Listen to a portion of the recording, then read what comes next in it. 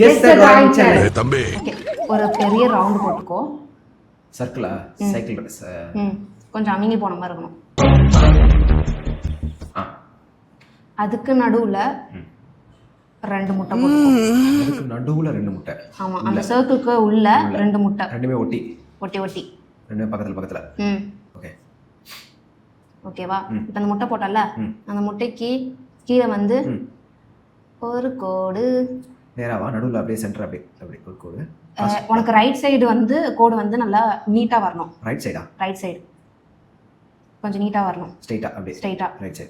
Left side வந்து ஸ்ட்ரைட்டா வந்து அந்த கோடு தள்ளி வெளிய வரணுமா? என்னது? கோடு தள்ளி வெளிய வரணுமா? கோடு தாண்டிலாம் இல்ல, ஓரளவுக்கு கோடு ஸ்ட்ரைட்டா போட்டுக்கோ. லெஃப்ட் சைடுல. ஓகேவா? ரைட் சைடுல கோடு போட்டுட்டே கொஞ்சம் லெஃப்ட் சைடுல போடு தானே? ஏய், லெஃப்ட் சைடுல கோடு முடிஞ்சிருச்சு.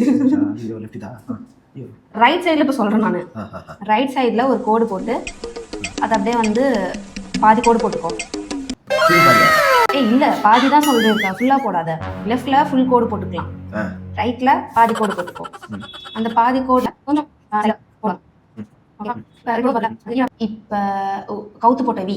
கவுத்து போட்ட பியா? கவுத்து போட்ட வீல எப்படி சொல்றதுன்னா, அந்த கண்ணுக்கு மேல ரவுண்டு போட்டல, நடுவுல 2 ரவுண்டு, அதுக்கு அப்படியே ஸ்ட்ரைட்டா மேல தலையில ஒரு ஏ மாதிரி போட்டுக்கோ. ஆனா நடுவுல கோடு வராது. அதே மாதிரி லெஃப்ட் சைட்ல 2 கொம்பா? கொம்பு மாதிரின்னு வச்சுக்கோ. அந்த ஒரு புளி வச்சல, வீக்கு கீழே ஒரு புளி, ஆமா. அந்த இடத்துக்கு கொஞ்சம் பக்கத்துல அந்த லெஃப்ட் சைடு சர்க்கிளுக்கு சைட்ல 3 கோடு.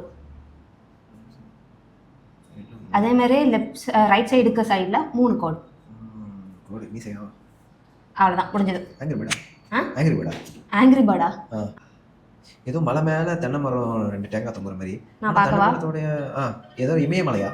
ஏதாவது இமயமலையில வெடிக்கிற மாதிரியா? இமயமலையா?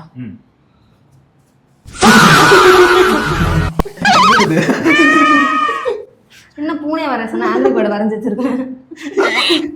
இதானே கரெக்டா போட்டுருக்கு. நான் சொன்ன ஸ்ட்ரெயிட் கோடு எங்க இருக்கு?